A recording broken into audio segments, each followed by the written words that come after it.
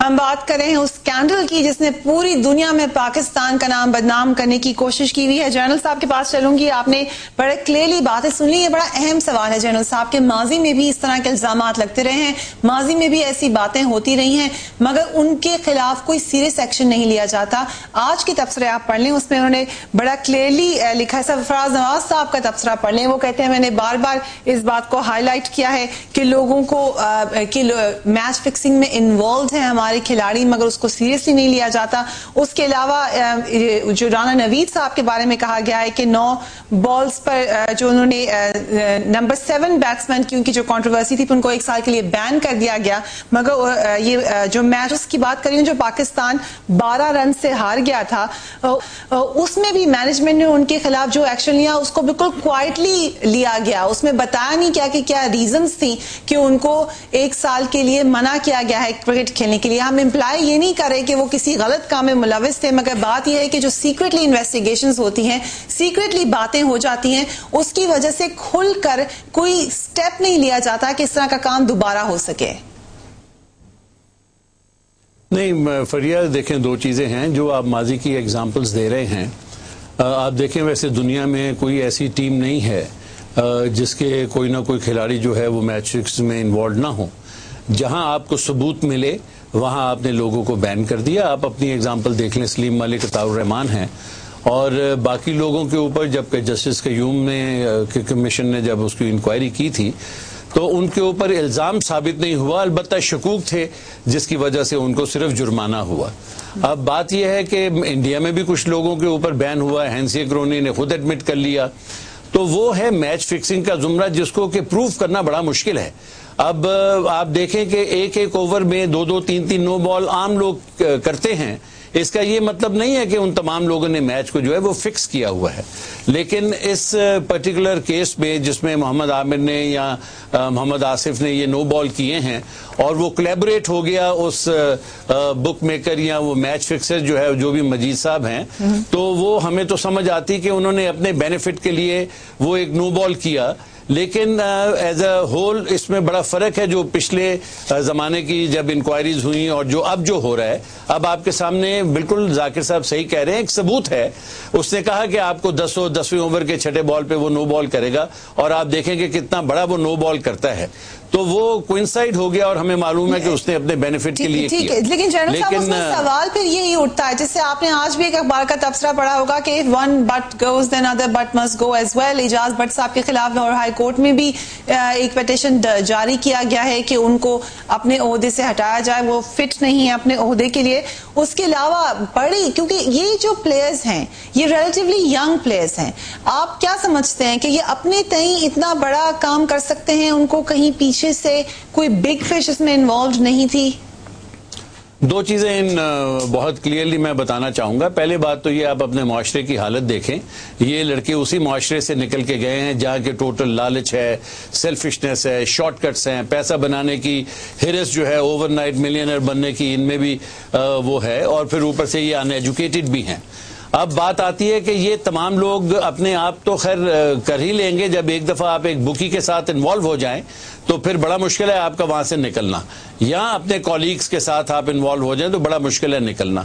لیکن جو مینجمنٹ کا کام ہے میں ان کو ایکولی ذمہ دار ٹھہراؤں گا جتنا کہ پلیئرز کی ذمہ داری ہے, کیونکہ یہ پہلی بات تو یہ ہے کہ بہت تجربہ کار لوگ ان کے ساتھ گئے ہوئے ہیں, وہ تمام ان مراحل سے گزر کے گئے ہوئے ہیں, ان کو معلوم ہے کہ کیا کرنا ہے. دوسرا, بہت کلیئر انسٹرکشن آئی سی سی کی ہیں, کرکٹ بورڈ میں لیٹ ڈاؤن انسٹرکشنز ہیں, اور جہاں تک اینٹی کرپشن یونٹ کا تعلق ہے کہ کون کس سے ملے گا, کون نہیں ملے گا, کون کس کو بتائے گا. اچھا مینجمنٹ کا فیلئر اتنا ہی ہے. ملک قیوم رپورٹ کا ذکر کیا تھا, تو ملک قیوم صاحب نے ہمارے پروگرام میں آنا تھا, مگر کسی وجہ سے وہ ابھی تک ٹریفک میں یا کہیں اور میرے خیال سے وہ نہیں آ سکے, لیکن فون پہ ہمیں جوائن کریں. Very warm welcome to you Malik Qayyum sahab. آپ نے جو اپنی رپورٹ میں ریکمینڈیشنز دی تھی, آپ کے خیال سے ان پر عمل ہوا؟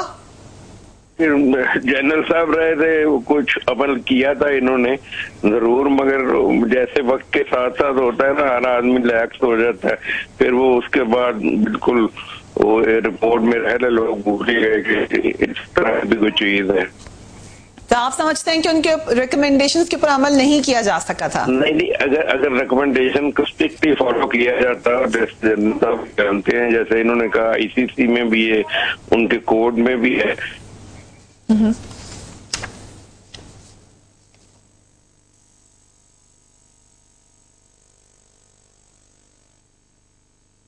اچھا، ملک ایوب صاحب کی آواز ہمیں کلیئرلی نہیں آ رہی ہے. ہم دوبارہ ذاکر حسین صاحب کے پاس چلتے ہیں. ذاکر حسین صاحب، آپ کیا سمجھتے ہیں؟ مختلف وقت میں مختلف رپورٹس آئیں، مختلف ریکمنڈیشنز آئیں، اور ماضی میں ہم جیسا کہ جنرل صاحب نے کہا کہ واقعہ شاید اتنا کھل کر نہیں آ سکا، کوئی اتنے کھلے ثبوت نہیں تھے، اس لیے کوئی کانکریٹ ایکشن نہیں لیا جا سکا. آپ کیا سمجھتے ہیں کہ کیا یہی حقیقت ہے یا کچھ نان سیریس ایٹیچیوڈ بھی رہا ہے سیریس ایکشن لینے میں؟ نہیں جی، یہ بالکل حقیقت ہے، اور میں یہ سمجھتا ہوں کہ ہمارے ہاں جو ایک سزا کا معیار ہے وہ مختلف کھلاڑیوں کے لیے ہے.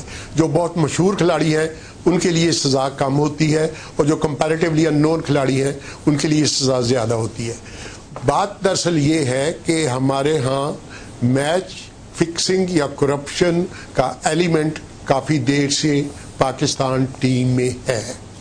کیا کسی بورڈ نے ایسے اقدامات اٹھائے جس سے یہ بات ختم ہو؟ نمبر 1.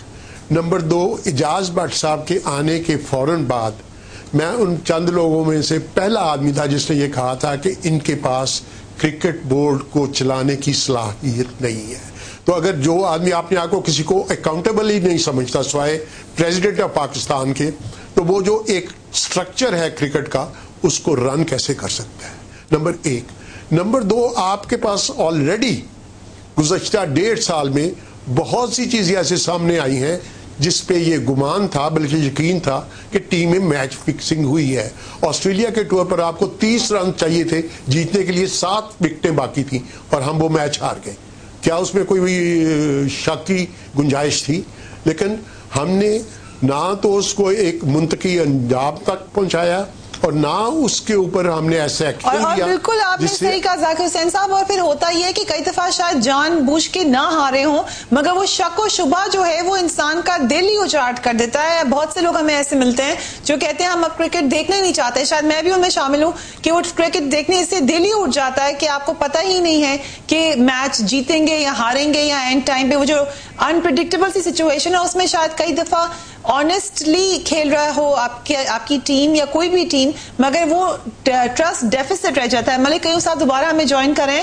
آپ کی ریکمنڈیشنز میرے ہاتھ میں ہیں، بڑی اچھی ریکمنڈیشنز ہیں، مگر ابھی تک جتنی میں نے پڑھی ہے مجھے ان میں سے کوئی پریکٹیکلی نظر شاید نہیں آئی. آپ کیا سمجھتے ہیں کون سی ریکمنڈیشنز تھیں جن کو بالکل نظر انداز کر دیا گیا؟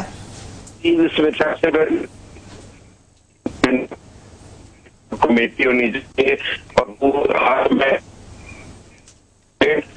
ملک ایوب صاحب سوری، ہم لوگ کو کوئی ٹیکنیکل مسئلہ ہو رہا ہے جس کی وجہ سے آپ کی آواز صحیح نہیں آئی. دوبارہ پروڈیوسر صاحب سے ریکویسٹ ہے کہ ان کو دوبارہ سے لائن پہ لے لیں.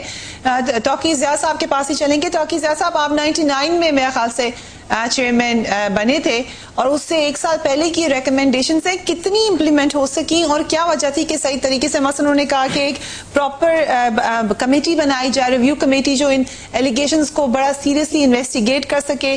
نیو کوڈ آف کانڈکٹ کا کہا گیا، کھلاڑیوں کے لیے یہ کہا گیا جب باہر بیرون ملک دورے ہوتے ہیں اس کے اوپر اس کوڈ آف کانڈکٹ کو لاگو کیا جائے. مگر کتنی دفعہ ہم نے یہ ماضی میں دیکھی، ابھی نیئر پاس میں بھی دیکھی کہ یہ خبریں آتی نہیں، ڈسپلن کی آتی نہیں کھلاڑیوں کی، ان کے اوپر ایسے ٹائم پہ ان کو کمروں سے باہر دیکھا گیا جب ان کو کمروں سے باہر نہیں ہونا چاہیے تھا، ایسی جگہوں پہ دیکھا گیا جہاں ان کو نہیں ہونا چاہیے تھا.